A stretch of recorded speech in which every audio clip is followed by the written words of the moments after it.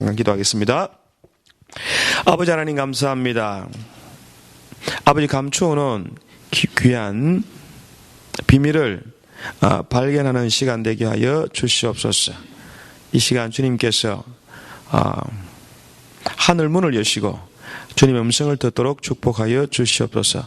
아버지 감사합니다. 귀하신 이름 예수님의 이름으로 기도합니다. 아멘. 제가 오늘 또 이렇게 말씀의 제목을 뭘로 정할까 이제 고민을 했는데, 이 제목이 지금 에덴의 징조, 여기서 좀 웹사이트 올릴 때 좀 바꿀 수도 있습니다. 지난번에 에덴의 불로 이제 올라간 그 설교가 있는데 59분인가 찍혔어요. 제목이 좋으니까 듣는 분이 많습니다.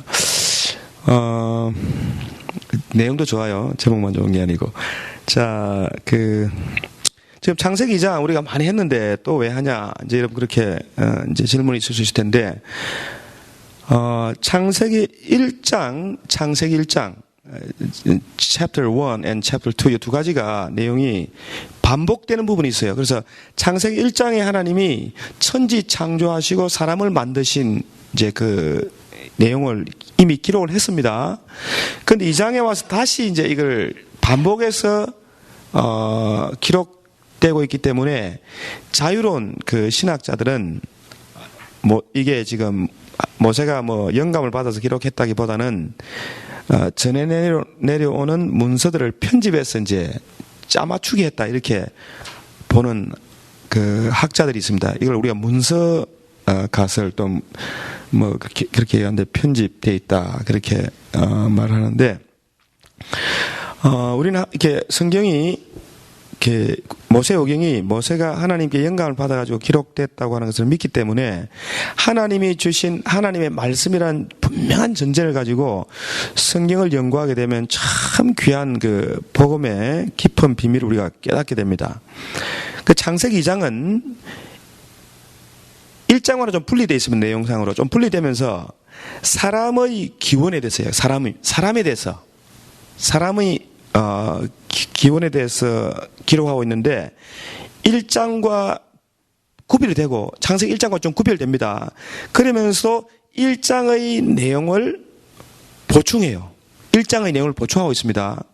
1장에 있는 사람은 어떤 사람이냐면, 하나님이 우리가 우리의 모양을 따라 우리의 형상대로 우리가 우리의 형상을 따라 우리의 모양대로 사람을 만들자. 그러니까 하나님의 모양과 형상대로 만든 heavenly nature, 하늘의 속성을 가지고 있는 사람의 창조에 대해서 1장이 이야기를 해요.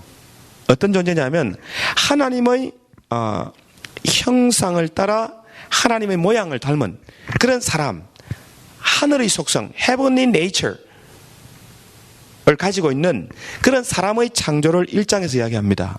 그 다음에 2장에서는 뭐냐면, 2장에서는 그래서 이제 1장에서는 하나님의 형상을 닮았기 때문에 하나님과 특별한 관계를 맺을 수 있죠. 하나님과 교제할 수 있는 그런 존재로서 사람이고, 2장은 뭐냐면요, 땅에서 난 사람에 대해서 이야기를 해요. 땅에서 난 사람. 땅과 관계가 있고, 땅과 관계가 있다고 하는 것은 뭐냐면 짐승과 같은 속성, 땅에 있는 동물들과 같은 속성을 공유하는 사람이에요. 그 사람은 하나님도 닮았고 짐승도 닮은 존재입니다. 동물적인 존재. 동물적 본능이라는 말을 쓰죠, 그죠? 그래서 하나님의 속성도 있고 사람에게 뭐가 있어요? 동물적인 속성이 있습니다. 이 두 가지를 공유하고 있는 것이 사람입니다. 그래서 짐승과 같이 땅을 공동으로 점유하면서 동물적인 성향과 동물과 같은 공통점을 가진 존재의 사람에 대해서 2장에서 이제 좀 그 내용을 보충해서 기록하고 있습니다. 자, 근데 또 중요한 게 또 뭐냐면, 그래서 2장은 좀 특별한 장입니다. 2장은 특별한 장인데, 자, 2장 4절로부터 시작되거든요. 여호와 하나님이 천지를 창조하셨을 때에 천지에 창조된 내용이 이러하다 하면서 사람에 대해서 좀 이야기를 하는 겁니다. 아시겠죠? 자, 그런데 여기 중요한 게 뭐냐면, 자, 4절에 지금 중요한 내용이 뭐냐면, 이때까지는 지금 하나님, God, 계속 God이었어요. 엘로힘이었습니다. 그런데 2장 4절에 딱 오면서 갑자기 여호와라는 이름을 바꿔놨어요. 하나님의 이름이 바뀌었습니다. 하나님의 이름이 바뀌었다는 게 왜 모세가 하나님 그러다가 갑자기 엘로힘 하다가 갑자기 야훼, 여호와라는 말을 쓰느냐는 거죠. 하나님이 이름을 바꿨습니다. 여러분, 성경에서 이름은 어떤 의미가 있습니까? 우리가 많이 배웠죠. The name, 이름. 이름은 뭘 의미하냐면요. 그 이름을 가진 존재의 성품이나 속성이나 캐릭터, 퀄리티. 이름에는 어떤 그 성품이 들어 있습니다. 그러니까 하나님의 다른 어떤 성품이나 속성을 나타내기 위해서 여호와라는 이름을 이제 쓰기 시작한 거예요. 자, 여호와. 여러분 한번 물어볼게요. 엘로힘 하나님 하면 뭐가 떠오르십니까? 엘로힘 하나님. 엘로힘. 자, 아시는 분. 질문을 해야 고민하면서 기억에 더 깊이 남습니다. 엘로힘 뜻이 뭐예요? 엘로힘에 담겨있는 하나님의 성품. 엘로힘. 엘로힘은 Almighty God, 전능하신 하나님, 창조주 하나님, 불가능한 것이 없으신 하나님, 하늘을 지으시고 땅을 지으시고 이 세상에 있는 모든 존재하는 것을 없는 것에서 있는 것을 만들어내신 전능하신 하나님의 이름이 엘로힘입니다. 그죠? 창조주 하나님입니다. 그 다음에 여호와 하나님은 뭐냐면, 여호와 하나님께 담겨있는 그 의미는, 여호와 하나님, 나는 어제나 오늘이나 영원토록 동일하다. 야훼, 여호와 하나님의 그 이름 의미가 뭐냐면, 나는 스스로 있는 자다. 과거와 현재가 미래가 없다. 나는 영원히 동일하다. 그래서 하나님이 천지 만물을 다 지으신 후에 여호와라는 이름을 계시하신 이유가 뭐냐면, 나는 세상을 지을 때 가지고 있던 계획과 뜻을 영원히 그 뜻을 섭리적으로 이끌어 가시고 이루시는 하나님이시다. 그래요. 자, 여호와 이름 무슨 이름이라고요? 그것을 이제 우리가 좀 이제 신학적으로 좀 표현하면 언약의 하나님입니다. 자, 언약의 하나님입니다. 자, 따라해보세요. 언약의 하나님. 언약의 하나님의 이름이 여호와입니다. 약속하시는 하나님, 약속하시는 것을 반드시 이루시고 성취하시는, 처음 품었던 목적과 뜻을 반드시 이루시는 하나님의 이름이 뭡니까? 여호와입니다. 그래서 나는 여호와다. 나는 어제나 오늘이나 영원토록 동일한 너희의 하나님이다 할 때 그 이름이 여호와입니다. 전능하신 하나님은 천지를 만드신 분이에요. 조물주 하나님입니다. 세상 사람들도 그 정도는 대충 압니다. 아, 조물주가 있겠다. 그렇지만 그 사람들은 뭘 몰라요? 여호와를 모릅니다. 하나님이 우리 각자 사람에 대한 하늘의 형상, 하나님의 형상으로 지음받고 동물적인 속성, 존재로 하나님과 동물의 중간적인 존재로 만드신 하나님의 분명한 뭡니까? 뜻을 알고 그 뜻을 이루어가는 사람들이 하나님의 백성입니다. 그렇죠. 그래서 2장에 여호와라는 이름이 갑자기 등장한 이유를 분명히 이름을 아시고 계셔야 돼요. 그래서 여호와라는 이름을 이제 신약적으로 풀어가면 어떻게 되냐면요. 예수님이 무리를 막 걸어왔어요. 무리를 막 걸어오는데 예수님 무리를 막 걸어갔거든요. 그러니까 사람들이 막 무서워 놀랐어요. 제 아들이. 그럴 때 예수님이 뭐라 말씀했냐면, 내다, 나다, 놀라지 말라.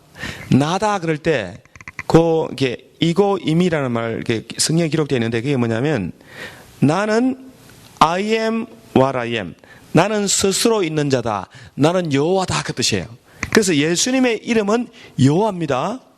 예수님의 이름은 예수님입니다. 그런데 신약적인 예수님의 특성, 신약에 있는 하나님의 성품을 나타내기 위해서 구원자 예수를 쓴 거예요.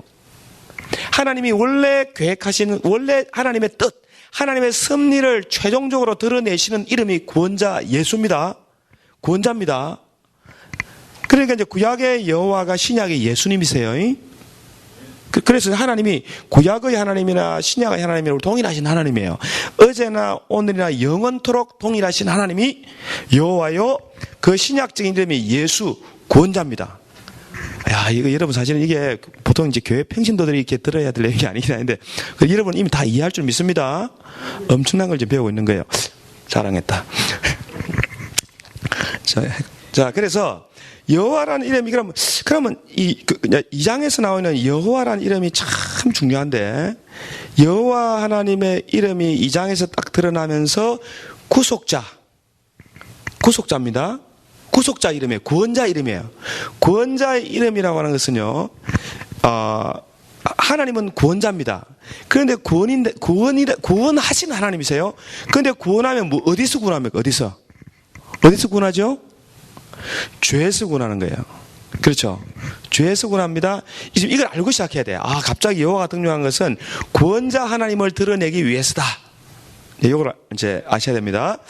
자, 그럼 구원자 하나님을 드러내시기 위해서 하나님이 이제 어떻게 이제 일을 전개해 가시냐면, 첫째로 보세요. 자, 먼저 어디를 보냐면, 이런 구원자로서 하나님의 변치 않는 영원한 계획, 섭리를 이루시기 위해서 하나님이 하늘과 땅을 창조했을 때의 상태를 지금 보여주고 있는 거예요. 하나님이 구원자입니다. 하나님의 목적과 뜻을 이루기 위해서 하나님이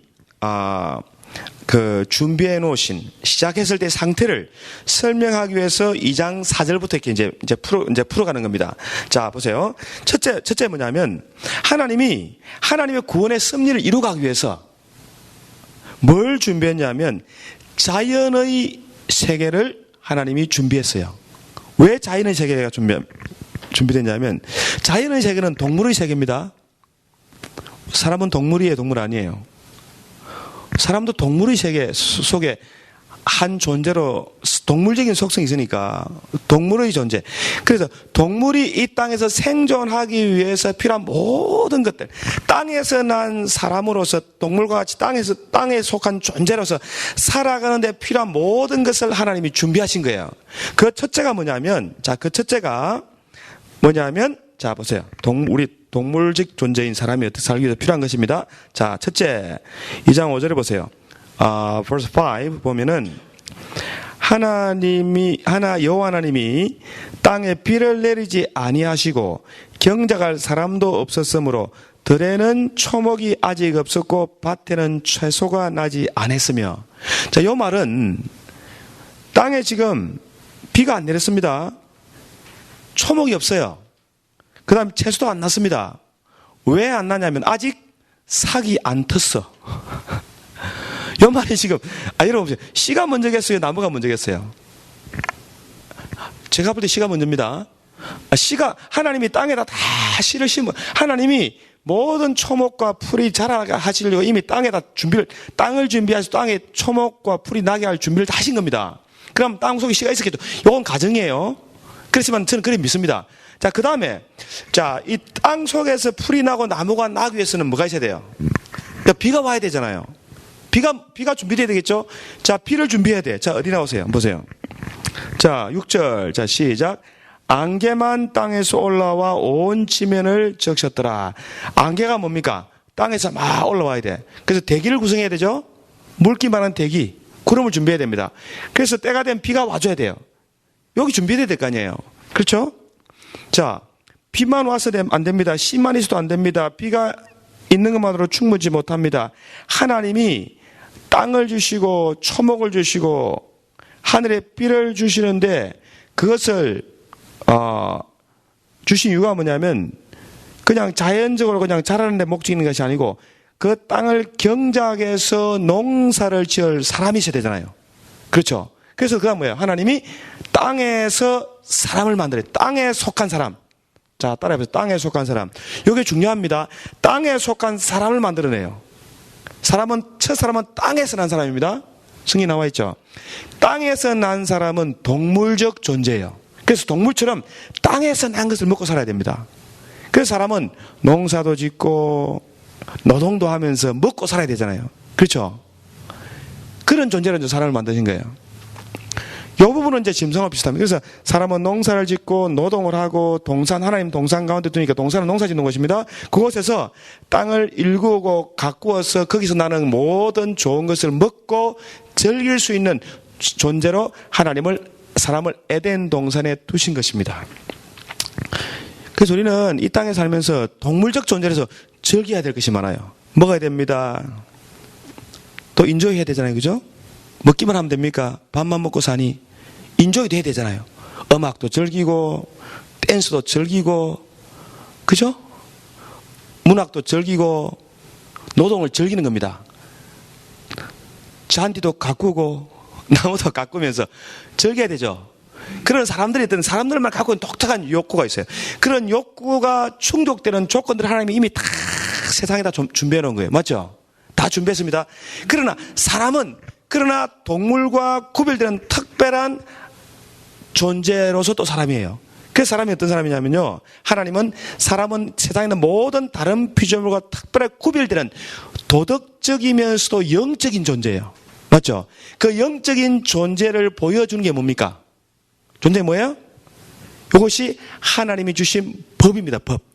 요 하나님이 이제 이 모든 것을 주신 모든 좋은 것, 먹기에 보기에 아름답고 먹기에 좋고 인조할 만한 모든 보석과 물과 강과 금과 아름다운 모든 것을 주시는 하나님이 그분의 과 특별한 관계를 맺는 하나님과 교제할 수 있는 그런 특권을 가진 사람을 주시면서 또 동시에 하나님의 권위를 인정하고 하나님께 복종해야 된다는 의미로서 뭘 주었습니까? 법을 준 거예요. 법. 이것이 하나님이 주신 뭐예요? 법입니다. 자, 하나님 법을 주셨다. 법을 주셨다. 그래서 하나님이 주신 모든 좋은 것, 세상에 있는 모든 좋은 것을 표시하는 징조.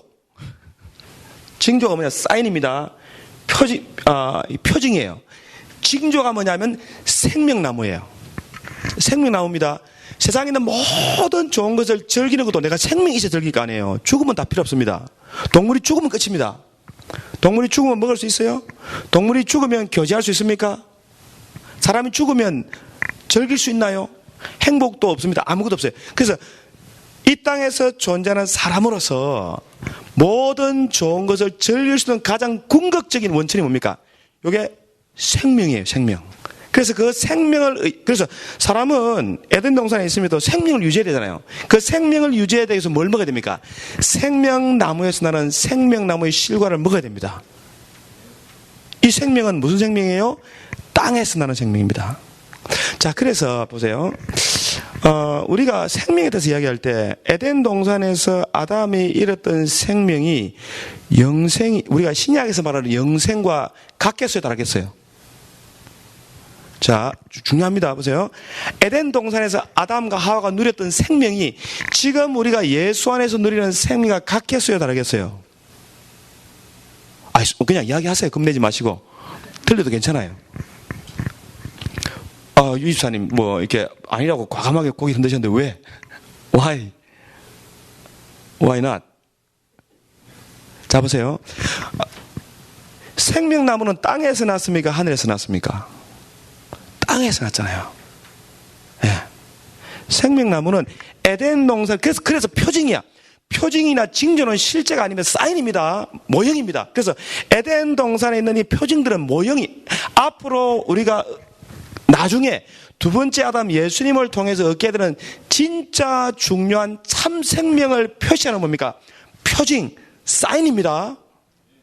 이해되시죠? 그러니까 땅에서 난 생명입니다. 땅에서도 생명이 있어야 즐길 거 아닙니까? 동물이 생명이 없으면 죽잖아요. 모든 게 사라져버립니다. 생명이 중요하죠. 가장 중요한 게 생명. 이 모든 것을 하나님 주신 모든 선물, 축복, 즐거움, 기쁨, 이 모든 것을 누리는 상징적이고 함축적인 은혜가 뭐냐면 생명나무예요. 이건 우리 안에 있는 겁니까? 우리 밖에 있는 거예요? 우리 안에 있어, 밖에 있어요? 안에 있다. 생명나무가 내 안에 있다. 동물들 생명나무가 안에 있다, 밖에 있다. 밖에 있잖아요. 뜯어 먹어야 돼. 풀을 뜯어 먹어야 돼. 물을 마셔야 돼. 그래서 아프리카에 가보면, 안 가봤지만 아프리카에 가본다면 또 TV를 볼 때 계속 뭘 쫓아다녀요? 물을 쫓아다니고 생명이 있는 초목, 살아있는 식물을 쫓아다니잖아요. 생명은 밖에서 나옵니까? 안에서 나옵니까? 밖에 있죠. 내가 오늘 저녁에 생명을 유지하느냐 못하느냐 그 결정은 내 밖에 있겠어요? 내 안에 있겠어요? 밖에. 사람의 죽고 사는 것이 내 안에 있겠어요? 내 밖에 있겠습니까? 밖에. 보면서 몰라. 대답을 못하세요. 이게 뭘 의미냐면 너의 생명의 근원은 너 안에 있는 것이 아니고 밖에 있다. 하나님이 햇빛을 주시고 물을 주고 비를 주고 초목을 주고 먹고 살도록 때를 따라 하늘에서 비를 아무리 내가 노동을 해도 하늘에 비 안 오면 됩니까? 햇빛 안 비치면 안 되죠. 하늘에서 옵니다.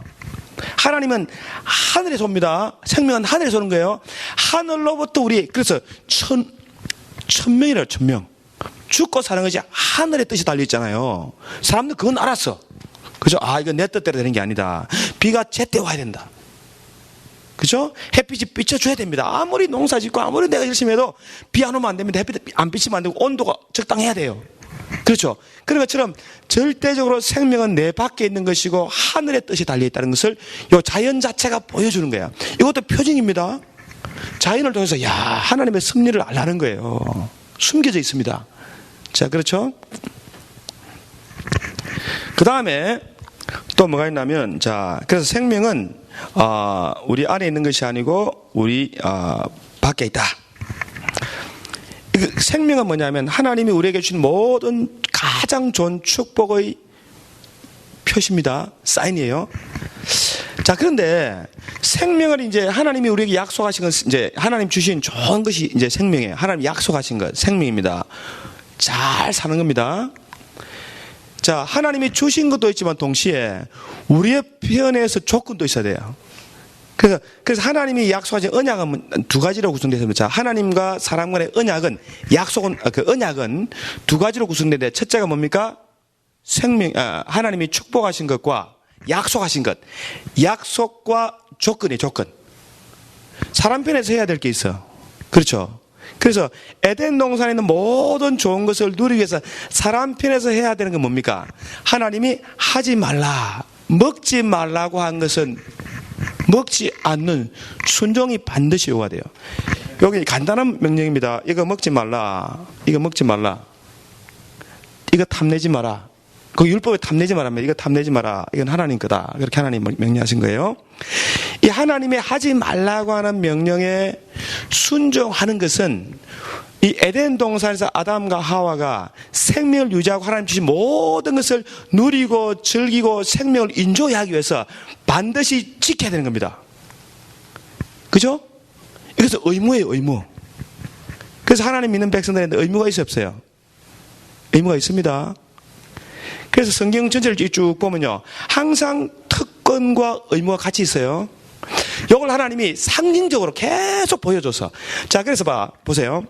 자, 에덴 동산에 있다 치고 이렇고, 그러면 하나님 모세를 통해서 이스라엘 백성을 광야에 불러냈습니다. 그리고 하나님 백성들에게 축복을 약속하셨어요. 언약의 축복. 그렇죠? 그 다음에 언약의 축복을 약속받은 사람들에게 하나님 또한 의무를 말씀하신 거야. 자, 축복을 표현하기 위해서 그 축복을 함축적으로 압축해서 표현하기 위해서 하나님이 절기들을 만든 거야. 그 절기 중에 가장 중요한 게 유월절입니다. 이스라엘 백성들이 여호와 하나님을 통해서 구원받습니다. 그렇죠? 구원의 하나님. 그래서 여호와 하나님이 출애굽기 4장에 보면요, 내가 아브라함과 이삭과 야곱에게는 엘로힘 하나님으로는 나타났지만 여호와로는 안 나타났다 그랬어요. 그죠? 그렇습니다. 자, 그러면 여호와 하나님이 모세에게 나타났습니다. 모세에게 나타난 여호와라는 이름은 무슨 이름이겠어요? 언약을 지키시는 구원의 하나님이야. 누구한테 구원해야 돼요? 누구한테? 애굽의 종살이에서 세상 왕인 마귀의 상징인 바로에서 구원해야 되잖아요. 구원의 하나님으로 나타난 겁니다. 구원의 하나님 나타나신 후에 그들에게 구원하신 하나님이 가장 좋은 선물을 표시하기 위해서 생명을 줘야 되잖아요. 그게 생명이죠. 이 표징을 뭘로 따라드려요? 유월절 어린 양이야. 양을 먹어야 됩니까? 갖고 놀아야 됩니까? 이 양을 먹어야 돼? 갖고 놀아야 돼? 잡아 먹어야 돼. 왜 먹어야 돼? 구원받기, 도망가기, 밤에 장자들이 다 죽는데 생명을 유지하고 또 먹고 배불러가지고 힘을 내서 에너지를 가지고 도망가야 되잖아요. 탈출해야 되죠. 그 탈출하는 구원받는 데 필요한 영원한 영생, 아직 영생은 아닌데 생명을 표시하는 게 뭡니까? 유월절 양이잖아요. 조건은 먹어야 돼. 자, 먹어라. 먹자. 먹어야 되죠? 자, 그런 이제 구약 앞에서는 양을 먹었어. 그럼 오늘날 우리는 뭘 먹어야 돼요? 예수를 먹는다 그러잖아요. 그렇죠? 예수 먹는다는 말은요, 예수 그리스도가 값주고 사놓은 구속. 자, 구속 이야기 많이 했습니다. 그 구속을 나의 것으로 받아들이는 겁니다. 이것이 나의 것으로 적용하는 겁니다. 이것이 뭐예요? 믿는 거예요. 예수와 연합한 자는 하나님의 구원의 생명을 얻는 줄로 믿습니다. 이 구원은 하늘에서 온 겁니까? 땅에 있는 겁니까? 이 생명은 나는 하늘에서 내려온 살리는 떡이다. 생명을 주는 떡이다 그랬잖아요. 이 말은 나는 하늘로부터 오는 생명을 준다. 그래서 오늘날 예수 믿고 구원받은 사람이 누리는 생명은 땅의 생명이었어요? 하늘의 생명이었어요? 하늘의 생명이죠. 하늘의 생명. 그죠? 그래서 이제 하나님이 에덴 동산에 있는 이렇게 표정을, 이제 여러 가지 이제 징조를 가지고 우리가 어떤 것을 받을 것이며 어떤 것을 해야 되는지, 우리의 특권이 무엇이고 의무가 무엇인지를 여러분 다 보여주고 있는 것입니다. 보여주고 있는 겁니다. 자, 그래서 이제 이 성경에서 이제 표징이 이제 많은데 그 중에 보세요. 자, 그 생명나무가 있습니다. 그 다음에 선악과가 있어요. 자, 그 다음은 모세의 율법 아래 있던 사람들에게 표징이 있습니다. 유월절입니다. 그렇죠. 그 다음에 유월절 어린 양을 먹은 다음에 이 사람들이 탈출을 했습니다. 그리고 3일째 되는 날 홍해 앞에 딱 섰어요. 그때 뭐 했습니까? 홍해 바다에서 모세에게 속하여 구름 아래서 침례를 받았잖아요. 이것도 표징입니다. 그러면 침례가 뭐냐면 침례는 죽는 거잖아요. 맞죠? 침례는 죽고 죽음을 통과해 다시 부활, 생명으로 나오는 겁니다. 그래서 우리 믿는 사람에게 이것을 표현하기 위해서 뭐가 있어요? 세례 혹은 침례가 있잖아요. 그래서 이런 표징 가운데 뜻을 알아야 됩니다. 침례는 뭐냐면 끊어버리는 거, 이제 끊어야 됩니다. 과거에 하나님 모를 때 우리가 가지고 있던 것들을 이제 끊고 새로운 삶을, 새로운 생명 가운데 사는 것을 표현하는 거잖아요. 그죠? 그 다음 침례도 또 뭐가 있어? 표징. 우리가 지금 가지고 있는 거.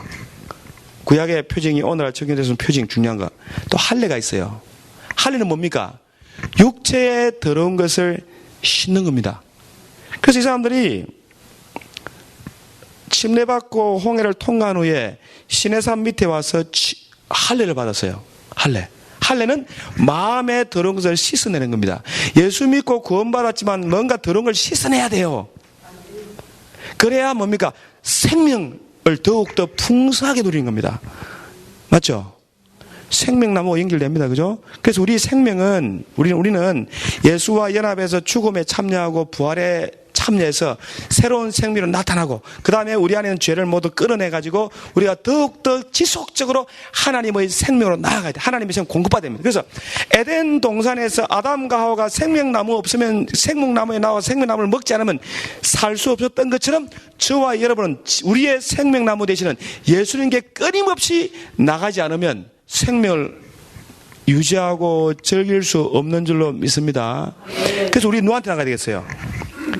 예수님께 계속 나가야 돼요. 예.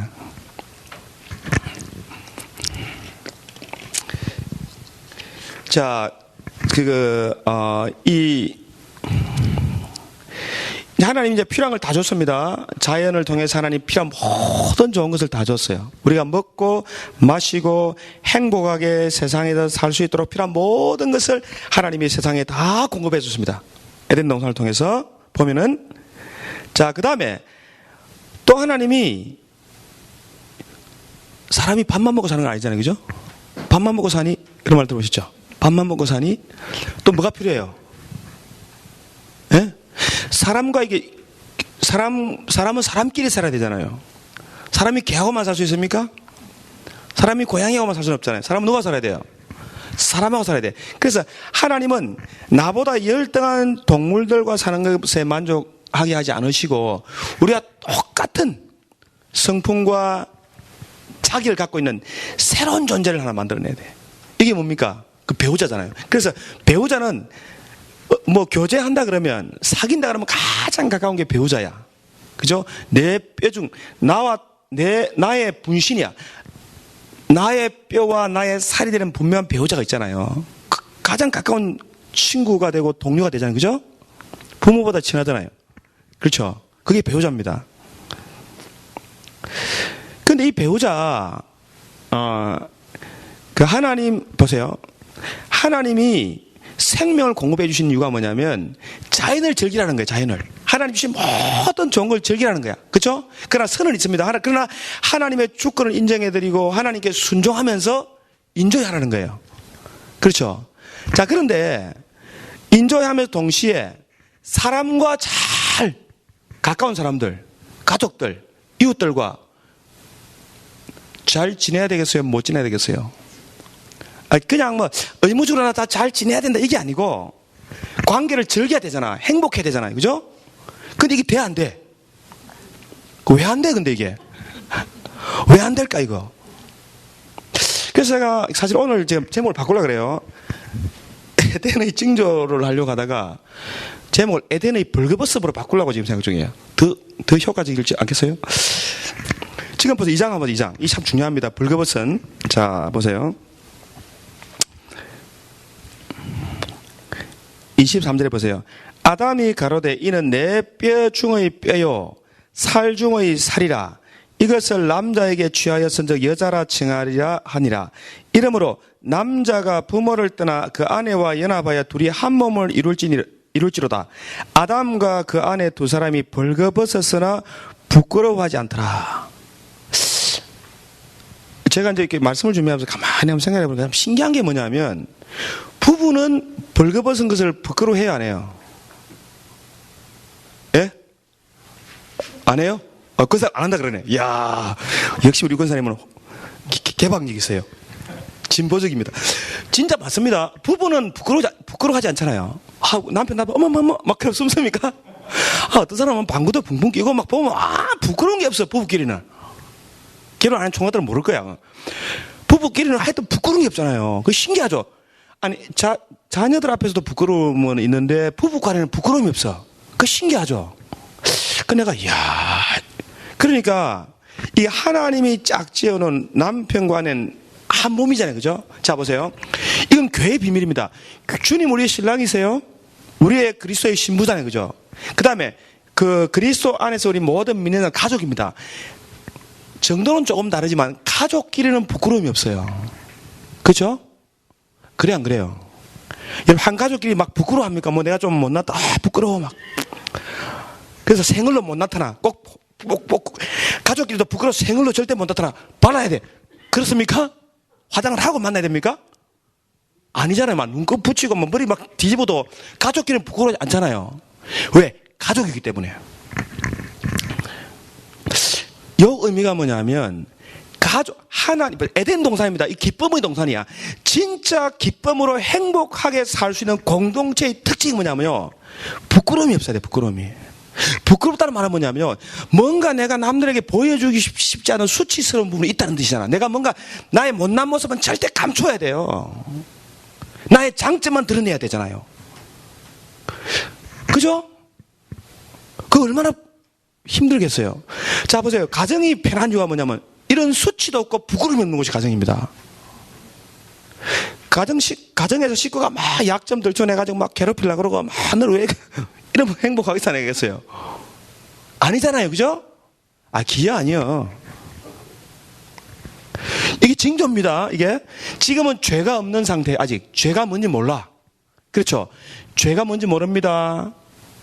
정죄함이 없어요. 결코 그리스도 예수 안에 있는 자에게는 결코 정죄함이 없나니 예수 안에 있는 생명의 성령의 법이 죄와 사망의 법에서 우리를 해방했기 때문입니다. 죄와 사망의 법이 뭐냐면요. 보세요. 죄가 들어왔습니다. 죄가 들어올 때 사람의 연약함을 통해 들어와. 사람의 연약함이라고 하는 게 뭐냐면 육신의 연약함이에요. 육신이라고 하는 동물적인 속성이에요. 땅에 속한 겁니다. 땅에서 난 이 육신의 사람 때문에 계속 끊임없이 죄가 들어와. 이 육체 안에 선한 것이 있어 없어요? 없잖아요. 그럼 왜 하나님 육체를 줘가지고? 자, 죄가 죄로 드러나기 위해서. 자, 이거 중요합니다. 여러분, 로마서 8장 한번 보세요. 신약 성경 로마서 8장입니다. 로마 7장. 자, 보세요.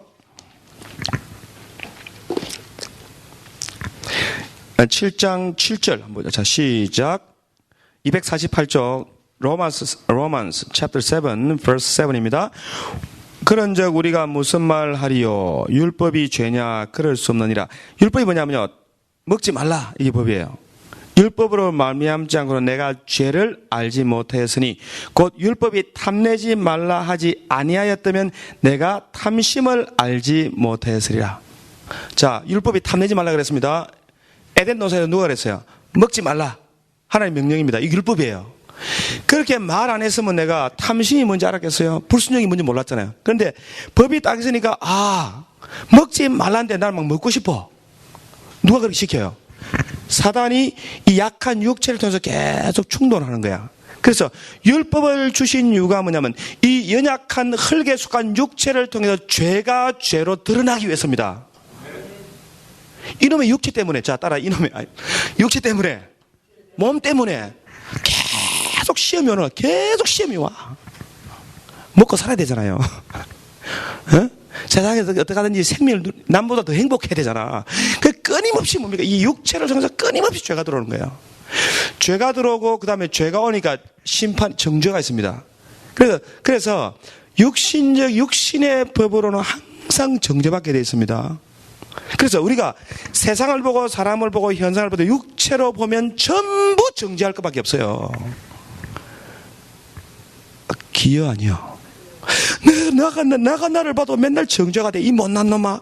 또 왜 그랬니? 좀 그러지 말았어야지. 맞죠? 야, 너 왜 그래? 그게 육체 때문입니다. 그나마 그래도 우리가 그래도 용서하고 그래도 사랑한데 돼야 가정이잖아요. 그래서 부부싸움은 물베기야, 칼로. 부끄러움이 없어. 나쁜 짓 해도 또 돌아서면 그만이야. 여자들은 잘 모르겠어요. 남자들은 그래. 내가 볼 때. 내가 좀 잘못 이야기했나? 하여튼 간에. 혼날라. 하여튼 간에. 한 가족이 된다는 건 뭐야? 정죄가 없어야 됩니다. 그래서 이제 내가 느낀 게, 교회가 진짜 교회다우려면 정죄가 없어야 돼. 너 왜 이렇게 못났냐? 맨날 이러면 안 된다고. 그래서 제가 이제 이번에 전기공사 하는 분이 두 분 왔는데, 한 분은 그 정산도 전도사로 종교 이민을 왔더만. 저 전기기술자가요, 그 목사님은 이제 아르바이트 한다고 하는 거고, 이제 영주권이 없어요. 그 다음에 이제 진짜 매니저는 이게 전기 자격증이 있어. 이 사람은 연세대 나왔다네. 학벌도 좋은데, 미국 와가지고 올 때는 종교 비자로 왔어요. 정산도 전도사. 그 전도를 지금 안 한대. 내가 전도하라고 딱 대기하고 있지. 정산도 전도사를 이윤용필 목사가 전도하려고 지금 말을 한 번도 안 했어요. 그래 막 국도 끓여주고 밥도 끓여주고 여러 가지 목적이 있지만 하여튼 간에 막 최대한 잘해주는 거예요. 그래서 제가 저 뒤쪽에 문 쪽에 전기가 좀 끊어졌는데 어떻게 됐습니까? 와서 다 해줘. 가족처럼 해줘야 될 거 아니에요. 그리고 가족 대우를 받을 거 아니에요. 막 정산도 전도사 막 그냥 물러가면 안 되잖아요. 그러니까 가족처럼 그러니까 내가 지금 또 고치기 찾아보면 몇 개 있어 지금. 다 고치라 그래, 이번 기회에. 그러니까 우리 교인들은 내가 이제 이번 오면 그렇게 이제 그분한테 그러려고 그래. 야, 우리 교인들 다 가족처럼 대해주라. 내가 그럼 가족처럼 당신을 도와주겠다. 가족은 무조건 도와주는 거잖아요. 소개해주고 뚫어주고 막 대신 대가가 있다. Promise and condition. 조건이 있다. Requirement. 네. 우리도 좀 잘해줘. 그러니까 여러분도 이런 기회가 오면 무조건 가족처럼 대해가지고 완전 우리 삶을 만들어 불어. 말이 좀 이상한데 우리 가족을 만듭시다. 최 선생님 오늘 안 오셨네. 다행이다. 오늘 말씀했는데 최 선생님이 막 화가 막 나가왔어요. 막. 구체적인 게 다 할 수 없는데 목사님 시간 있니? 시간 없다 하면 맞을 것 같아서 있어요 시간. 오전에 저 시간 좀 있냐? 있죠. 바로 있다야 그냥. 나는 무릎 대답도 하기 싫어. 저쪽 따라갑시다. 왜? 직장에 갔더니 막 위 사람이 말이야 벗어 그러면 되냐고 막. 그래서 막 화가 막 엄청 났어. 그래서 차 타고 가면서 태워주면서 막 차 속에 막 차 안에서 상시어 상기억이 막 온 차에 충만해. 주여 하면서 기도했어. 그래도 이분이 예수님을 영접했습니다. 저기서 영접했어요. 그래서 이분이 비록 지금 막 쌍시어 상기억은 하고 계시지만 사람 좋은 분입니다. 성실하시고 열심히잖아요. 화날만 하지. 내가 들어보니까 화날만 해. 그래서 제가 차 타고 기도하면서 따라하세요. 예, 막 화가 나지만 따라하세요. 자, 이기면 진다. 이기면 진다니까. 이기면 진다. 자, 두 번째 따라하세요. 주면 받는다. 주면 받는다. 세 번째 기도하다가 챙겨주자. 챙겨줘야 됩니다. 자, 우리 커피 좀 삽시다니까. 필요 없대. 커피가 될 문제가 아니래. 그래, 커피 얼마 한다고. 자, 이거 사라. 커피를 7개 사서 싼 거 맥도날드 커피 7개 사서 해봐야 얼마야? 8불도 안 되잖아요. 비싼까지 보태서. 7개 사가지고 사무실에 딱 들어간대. 이야, 그 커피 7잔에 분위기가 완전히 그냥 확 바꿔버렸어.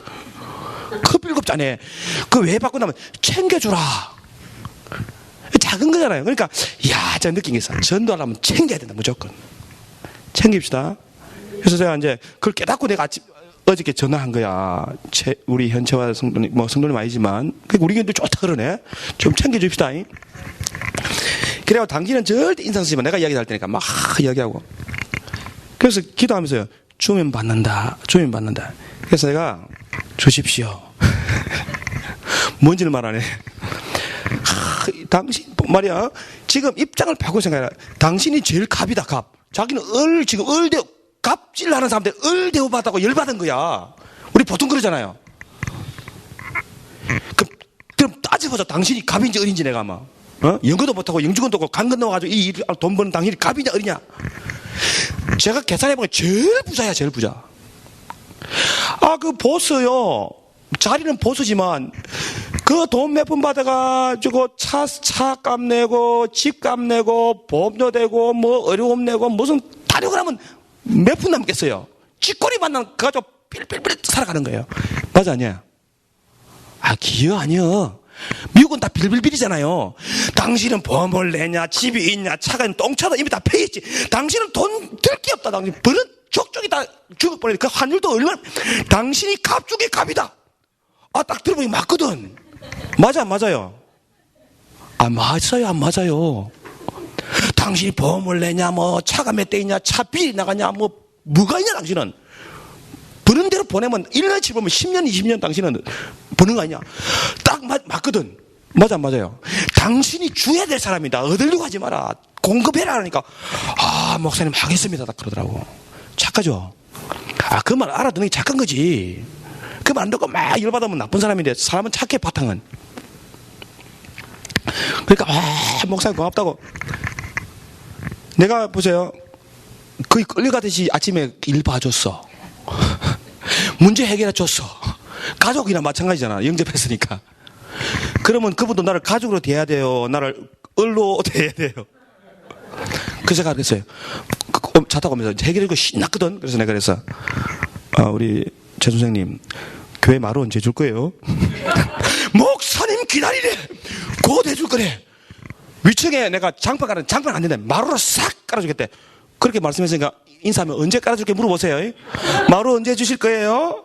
저 여러분 마루 깔려면 몇천 불 듭니다. 제 방 밑에 2개 그냥 다 해준 거잖아요. 얼마나 감사해요. 저런 사람 보내가지고 가족처럼 내가 대우해주니까.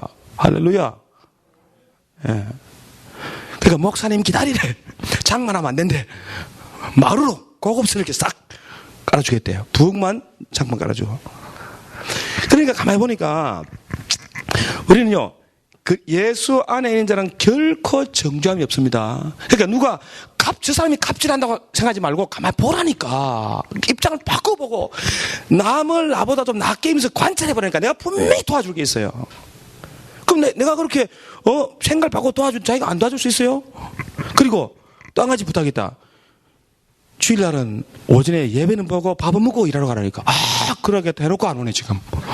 어제 전화했는데 또 내가 또 정리하면 되는데 배신이라고. 차마 이제 이거 또 바쁘셨나 봐요. 차가 또 막혔나요? 지난번처럼 이렇게 물어봐야 되는 거지 이제. 그죠? 그죠? 이게 뭐냐면요. 그러니까 벌거벗었으나 따지면 얼마나 흠잡을 게 많아. 벗어보세요. 막 앞뒤로 튀어나와 있고 막 엉망진창이잖아요. 기회 아니에요. 그러나 정정 안 되잖아요. 빵구를 끼도 괜찮아요. 그러니까 교회가 진짜 올만한 교회는 뭐냐면 사랑이 넘쳐. 사랑이라는 게 딴 게 아니야. 덮어주는 거지. 그래서 제가 이제 정했어요. 누가 우리 교회를 누가 새로 왔다, 뭐 옮겨왔다, 하여튼 어디 오기만 오면 무조건 우리는 대우해주자. 우리 교회들 분위기 좋다 그러니까 현주아 성도님은 교회들이 너무 반기고 해서 너무 기분 좋았다고. 자기가 시간이 바빠서 못 가는데 꼭 가겠다고 그러더라고. 우리가 성경에서 나눠줬거든요. 내 거 비싼 건데. 하여튼 교회를 봉식이라면요. 맞다. 진짜 가정이 기쁜 이유가 뭡니까? 잘못이 있어도 그게 뭐 그 목적 자체가 뭐 그 괴롭힘이 아니잖아요. 그죠? 그런 것처럼 교회도 막 그런 벌거벗었으나 부끄러움이 없는 요 관계가 그리스도 예수 안에서 하나님의 새로 약속하신 하늘나라의 새 언약입니다. 결코 정죄받지 않는 거야. 내가 죄가 있어. 그래 왜? 왜 째시오? 나는 용서받았어. 그러면서 또 하나님 앞에 더욱더 가까이 은혜 가운데 살려고 생명나무에 접근하기 위해서 침례받고 할례해서 몸에 들어온 것이 아닌 마음에 들어온 것과 나쁜 행실들을 자꾸 꺼내면서 뭡니까? 더욱더 하나님께 나아가는 거예요. 두려움 없이 기쁨으로 감사함으로 예수 안에서 자유롭게 은혜스럽게 나가는 것이 새 언약 가운데 벌거벗어서나 부끄러워하지 않는 저와 여러분들 믿습니다. 그러니까 막 주님 나 벌거벗었어요. 어쩔 겁니까? 막 살려주세요. 그분은 신랑 나는 신부 나는 벌거벗었다. 그래 왜? 그게 부부관계잖아요. 그죠? 그런 것처럼 예수는 우리의 신랑입니다. 우리는 예수님의 신부입니다. 그리고 우리는 한 가족이니까 벌거벗었으나 부끄러워하지 않고 부끄러움 주지 않는 저와 여러분 되시기를 주님의 이름으로 축원합니다.